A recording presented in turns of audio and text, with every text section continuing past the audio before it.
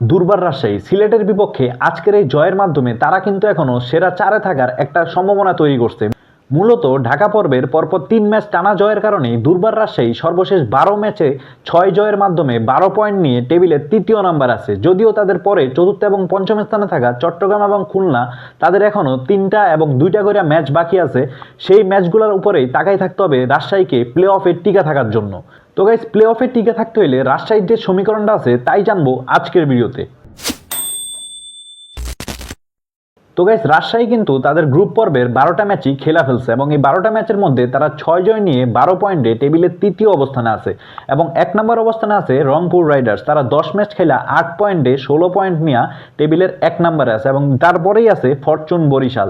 তো এই দুইটা দল পয়েন্ট টেবিলের 1 এবং 2-এ তাদের অবস্থানটা সুদৃঢ়ভাবে নিশ্চিত করে ফেলাইছে। তো এখন 3 এবং 4 নম্বর অবস্থানের জন্য দুর্বার রাজশাহী, চট্টগ্রাম কিংস, খুলনা টাইগার্সের মধ্যে একটা হাড্ডাহাড্ডি লড়াই হবে।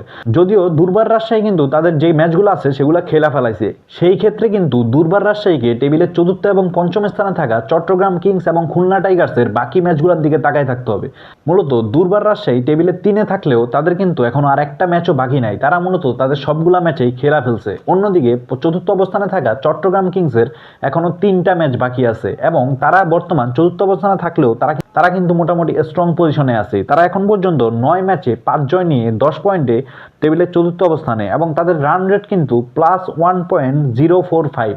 অন্যদিকে দুর্বার রাজশাহীর রান রেট হলো -1.030, অর্থাৎ তারা কিন্তু রান রেটে বেশ পিছায়া। সেই ক্ষেত্রে বাকি 3 ম্যাচের মধ্যে চট্টগ্রাম কিংস যদি একটা ম্যাচ জিতে, সেই ক্ষেত্রেও কিন্তু দুর্বার রাজশাহীর চেয়ে তাদের রান রেটটা আগায় থাকবে এবং তারা খুব সহজেই তৃতীয় স্থানটা নিতে পারবে। অন্যদিকে তারা যদি 2 ম্যাচ জিতে, সেই ক্ষেত্রে কিন্তু আর কোনো সমীকরণের দরকার হবে না, তারা খুব সহজেই তৃতীয় অবস্থানে চলে যাবে।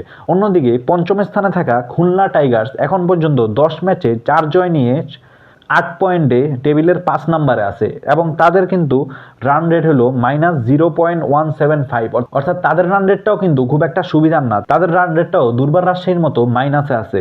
সেই ক্ষেত্রে তারা যদি পরবর্তী 2টা ম্যাচ খুব ভালো ব্যবধানে না জিতে, সেই ক্ষেত্রে কিন্তু দুর্বার রাজশাহী চতুর্থ অবস্থানে থাইকা তারা প্লে অফ নিশ্চিত করবে। তাছাড়াও খুলনা টাইগার যদি বাকি 2টা ম্যাচের মধ্যে একটা হারে, সেই ক্ষেত্রেও কিন্তু দুর্বার রাজশাহী খুব সহজেই চতুর্থ অবস্থানে থাইকা তাদের প্লে অফ নিশ্চিত করবে। সেই ক্ষেত্রে বলা যায় দুর্বার রাজশাহীর কিন্তু এখনো প্লে অফে খেলার 50% সম্ভাবনা আছে।